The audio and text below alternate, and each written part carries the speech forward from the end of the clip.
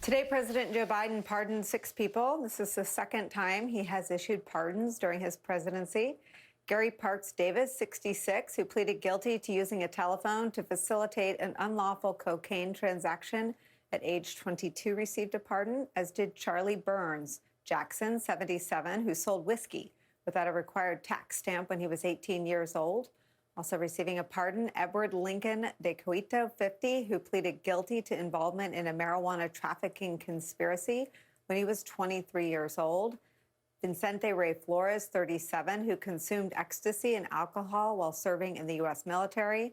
John Dix Knox, 72, pleaded guilty to 1 count of renting and making for use as an owner a place for the purpose of manufacturing marijuana plants. And 80-year-old Beverly Ann Thomas, who was convicted of second-degree murder nearly half a century ago for shooting her abusive husband. Beverly was pregnant at the time and testified that her husband had beaten her throughout her pregnancy. We're back with our panel. Rev, what do we learn about President Joe Biden, the man, through his selections for presidential pardons? I think that it shows that President Biden really is serious about reforming unfair and unjust sentencing, as well as the criminal justice system not working the same as it should for people under circumstances like an abused wife or like people with minor infractions who maybe should be held accountable, but certainly not the kind of time that these people were given. And I think that that goes along with his doing the executive order around policing and other things since he's been in office. And many of us in the civil rights community that have raised these challenges have noticed that there is a consistent pattern that even when he's not being challenged, that President Trump has shown a real decisive way of using his office to try and point out some of the things that need to be corrected in the criminal justice system. And I think this was an excellent way for him to end the year.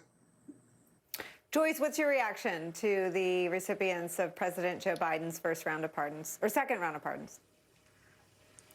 Well, I agree with Rev. I really admire the way Joe Biden issued these pardons. Many of these people have long since finished serving their sentences, and they've gone on to do really important things. They've gotten college degrees. They're engaged in community work. In the case of the woman who was convicted of second-degree murder of her abusive husband, the trial judge in that case didn't permit her to offer all of that evidence in her own defense. So this is a recognition that the pardon process is meant to be used for justice and for mercy. And it's such a sharp contrast to the former guy who dangled pardons at people who he thought were at risk of offering evidence to federal authorities that could potentially incriminate him. It's a very refreshing use of the pardon in the way it's intended. Yeah, I mean, Rick Stengel, you cannot talk about this president's restrained but appropriate use of his power, almost unilateral power, to pardon individuals without contrasting it to his predecessor, who literally pardoned every ally and former aide who was ensnared in a criminal investigation into him and represented a legal threat to him. Steve Bannon, Mike Flynn,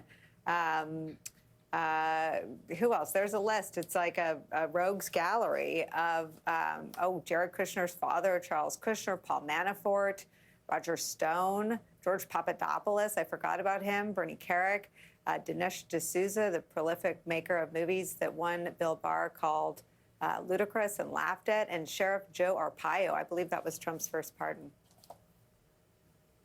Yes, it's like Murderer's Row. You know, the pardon power, as you said, Nicole, is the single most unqualified power that the president has. In fact, it's the one sort of thing that's least like the rest of the president's powers in the Constitution, because there are no checks and balances to it. And as Joyce said, the origins of pardons is really in a religious sense. As Shakespeare said, mercy and justice are twin sides of the same coin. That's what we've seen with Joe Biden's pardons, a sense of mercy and a sense of justice. And insofar as people in America can kind of intuit a sense of the person who gives pardons, as the Reverend said, you know, Trump dangled the pardons in front of people. He used it as a way of kind of moral arbitrage. What Biden is doing is something that he's showing mercy as a person who believes in second chances. I think the American people can see that. That's what pardons should be used for. You know, Rev, I want to ask you to look ahead for us. What are you sort of watching for in the new year? Well, I'm watching for how we see on the Democratic side whether the president runs again. I think he's earned the right to run. I think that he's done a lot more than he's given credit for. And how the Democrats will deal with a Senate kind of landscape, the Senate races that they're going to have to battle to try and not lose some of what they've gained because the Senate races are stacked one way. The real challenge and the real thing I'll be watching for is will there really be an effort in the Republican Party to move past Donald Trump? Will someone have the courage to stand up and take him on, even if they're sacrificing a lot on their own? If they do not de-Trump themselves, they will end up trumped in history. It's such a good place to stop. Rick Stengel, Joyce Vance, the Reverend Al Sharpton, thank you so much for spending time with us, and Happy New Year to all of you. Thank you for everything you do all year long for us and our show. A quick break for us. We'll be right back.